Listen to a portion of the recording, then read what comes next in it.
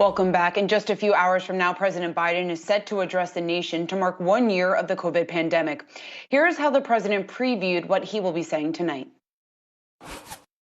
I'm going in prime time to address the American people and talk about what we've been through as a nation this past year.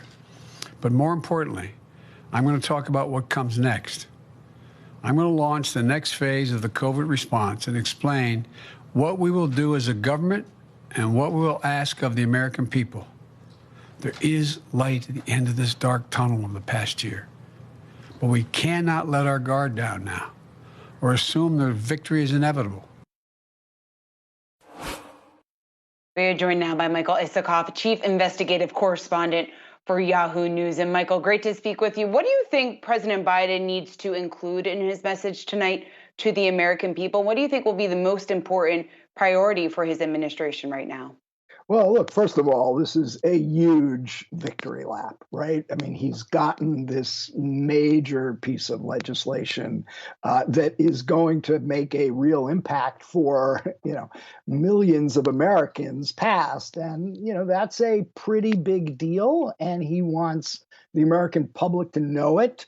I don't think he's going to be boasting too much, but he's going to be talking about it. And he's going to be talking about how he wants it rapidly implemented and how it's inextricably interwoven with fighting the COVID pandemic. And he's going to, as you played in the clip, remind people after everything we've been through, there's light at the end of the tunnel, but we can't let our guard down.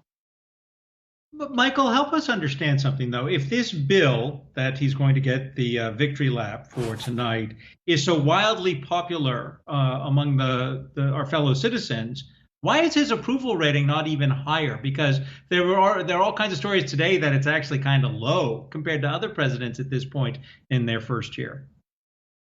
Yeah, well, listen, first of all, we are a divided country. We've become increasingly divided into the blue-red state Cold War that we're in the midst of, and that hasn't gone away.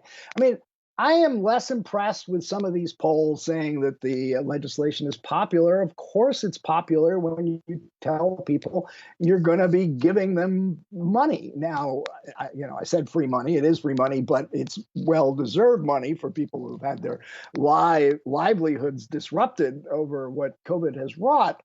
But I don't think that this is, a sign that Biden is home free in any sense, or that he's going to be riding a wave of popularity.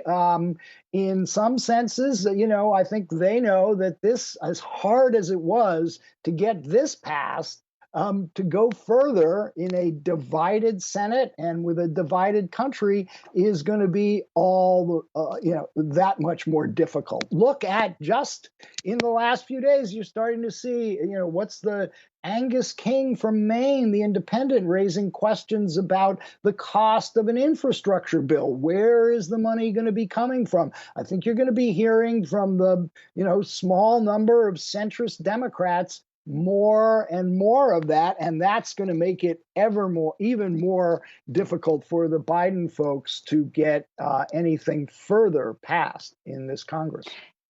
Yeah, Michael, I wanted to ask you about that. Infrastructure has been brought up a number of times by our guests over the past hour. What do you expect to be included in this? And I guess, do you think President Biden, will he be more successful than some of his predecessors on this?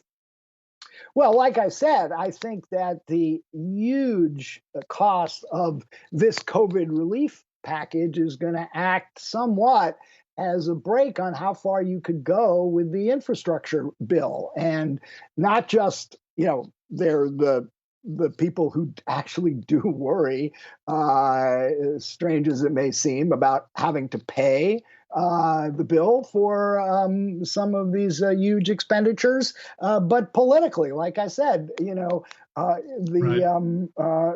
hearing more concern along those lines. So I think that's going to be a limit on getting an infrastructure bill. Look, I think they'll get something through, but I don't think it's going to be nearly as large as a lot of people would. All right. Michael Isikoff, Yahoo News, thank you so much for joining us.